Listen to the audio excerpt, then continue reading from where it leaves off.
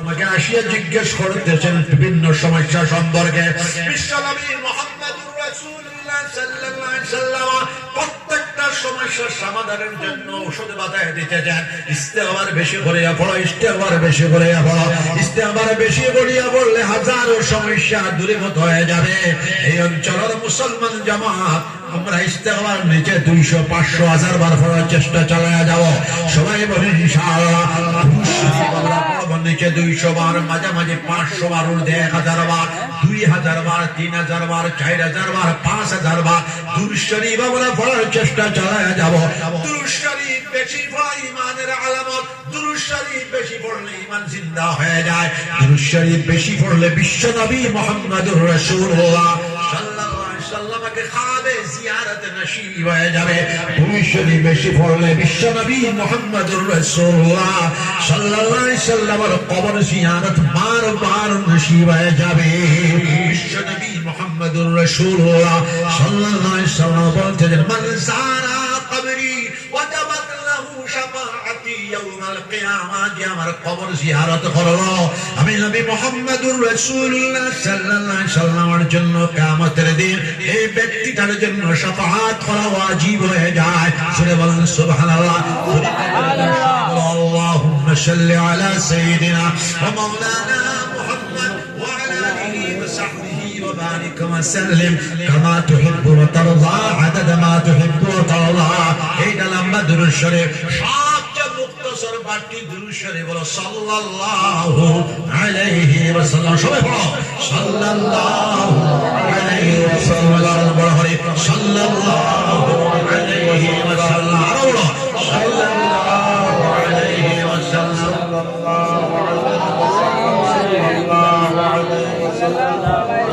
দুনিয়ার মধ্যে সবচেয়ে বড় ইমাম চারজন খোঁজো, হাত দিতে খোঁজো, চারজন সবচেয়ে বড় ইমাম ইমামুল আইম্মা হযরত ইমাম আবু হানিফা রাহমাতুল্লাহ আলাইহি, হযরত ইমাম শাফি রাহমাতুল্লাহ আলাইহি, হযরত ইমাম মালিক রাহমাতুল্লাহ আলাইহি, হযরত ইমাম আহমদ ইবনে হাম্বল রাহমাতুল্লাহ আলাইহি, হযরত ইমাম আহমদ ইবনে হাম্বল রাহমাতুল্লাহ আলাইহি জমহুর মুহাদ্দিসিন হলেন উস্তাদ মুহতারাম হযরত ইমাম محمد بن اسماعیل بخاری رحمت اللہ علیہ استاد محترم، حضرت امام مسلم رحمت اللہ استاد محترم، حضرت امام ترمذی رحمت اللہ استاد محترم، حضرت امام ابو داود رحمت اللہ استاد محترم۔ سبحان اللہ۔ ইমাম হযরত ইমাম শাফি রাহমাতুল্লাহ আলাইহি এক বর্ণনার মধ্যে আসছে হযরত 48 বছর বয়সে ইন্তেকাল করেছেন। আরেক বর্ণনা আসছে হযরত 52 বছর বয়সে ইন্তেকাল করেছেন। আরেক বর্ণনার মধ্যে আসছে 56 বছর বয়সে ইন্তেকাল করেছেন। আমরা সবাই দুনিয়া ছাড়িয়া চলে যাব। দুনিয়া এটা তাহার জায়গা নয়, দুনিয়া হলো দারুল আমল। কবর হলো আরামের জায়গা, আর হাসরের দিবস হলো বিচারের জায়গা, জান্নাত হলো আনন্দের জায়গা। জোরে বলেন সুবহানাল্লাহ। দুনিয়াতে আমরা সামান্য সময় আমল করে যাব, আমরা আখিরাতে লক্ষ লক্ষ কোটি কোটি সীমাহীন বছর আমরা জান্নাতের মধ্যে বসবাস করব। সবাই বলেন ইনশাআল্লাহ। ইনশাআল্লাহ। রাহমাতুল্লাহ আলাইহি হাজার হাজার পৃষ্ঠা লিপিবদ্ধ করেছেন। ইন্তেকাল হওয়ার পর লাখ লাখ শাগরিদ রয়েছেন। জনৈক শাগরিদ জিজ্ঞাসা করলেন, হুজুর আপনার সাথে বিশ্ব প্রভু আল্লাহ পাক রব্বুল আলামিন কি ব্যবহার করেছেন? হযরত ইমাম শাফি রাহমাতুল্লাহ আলাইহি বলতেছেন, বাবারে আমি হাজার হাজার পৃষ্ঠা কিতাব লিখেছি, আমাকে নাজাত দিতে পারে নাই। যখন আমি কিতাব লিখি বিশ্ব নবী মুহাম্মদুর রাসূলুল্লাহ সাল্লাল্লাহু আলাইহি ওয়াসাল্লামের নাম মুবারক যখন আসতো, আমি সুন্দরভাবে দুরূদ শরীফ লিখতাম সাল্লাল্লাহু আলাইহি ওয়াসাল্লাম। আল্লাহ পাক রব্বুল আলামিন বলেছেন, ও ইমাম শাফি বিশ্ব নবী মুহাম্মদুর রাসূলুল্লাহ সাল্লাল্লাহু আলাইহি ওয়াসাল্লামকে ইজ্জত দেওয়ার কারণে, সম্মান দেওয়ার কারণে, আমি আমার হাবিবের উপরে দুরূদ শরীফ সুন্দরভাবে লেখার কারণে, পড়ার কারণে তোমাকে আমি মাফ করে দিলাম, তোমাকে আমি নাজাত করে দিলাম, তোমাকে আমি জান্নাতুল ফেরদাউস নসিব করে দিলাম। সেটা বলেন সুবহানাল্লাহ। দুরূদ শরীফ 1000, 2000, 3000, 4000, 5000 পড়িবা। সবে ইনশাআল্লাহ দুরূদ শরীফ আল্লাহুম্মা সাল্লি আলা سيدنا ومولانا محمد وعلى آل سيدنا ومولانا محمد যতদিন বাঁচিব আমলের ওয়াজ হইতো জোরে হও সুবহানাল্লাহ। আচ্ছা ভালো আছেন? ওয়াজ করেননি আপনি? আচ্ছা আচ্ছা আবার ওয়াজ হওয়া লাগবে জোরে বলুন সুবহানাল্লাহ। বাজাও বয়ান নাই বয়ান মুখতাসার।